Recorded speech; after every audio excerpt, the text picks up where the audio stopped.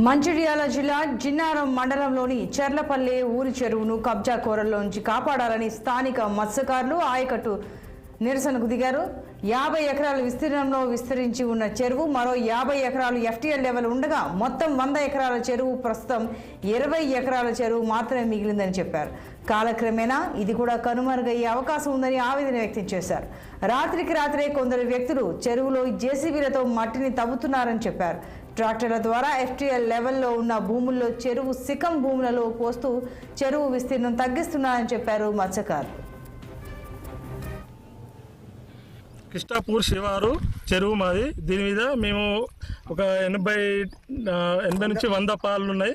దీని మీద మేము జీవనోపాధి పొందుతున్నాం. అది ఇక్కడ విషయం ఏంటంటే మా యొక్క ఈ చెరువు శిఖం భూమిని ఇందులోనే తోడి బయట వాళ్ళు కబ్జా చేస్తున్నారు. చెరువు భూమిని తోడి వాళ్ళు వాళ్ళ పంట పొలాలను పోసుకొని కబ్జా చేస్తున్నారు.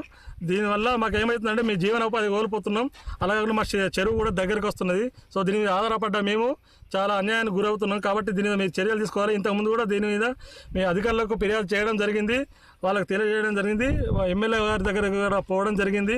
చాలామంది దగ్గరికి పోయినాం. తిరిగి మేము అలసిపోయినాం తప్ప మాకు ఎలాంటి న్యాయం జరగడం లేదు. అదే కాకుండా ఈ కబ్జాలు మాత్రం ఆగట్లేదు. మాకున్న ఇంతకుముందు ఉన్న చెరువు శిఖం ఇప్పుడు చాలా దగ్గరికి వచ్చేసింది.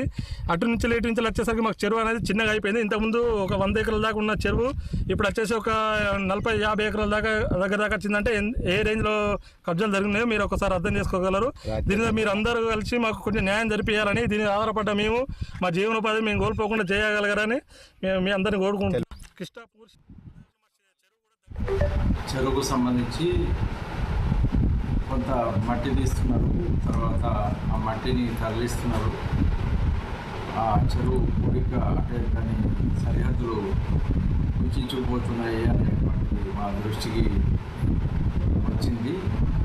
అటు ఈ విషయమే మేము మా సిబ్బంది ద్వారా, తర్వాత ఇరిగేషన్ ఏదైతే చెరువులో పర్యవేక్షణ చేస్తున్నారో ఇరిగేషన్ సిబ్బంది కోఆర్డినేషన్ తోటి ఆ విషయాన్ని మేము సమగ్రంగా పరిశీలించి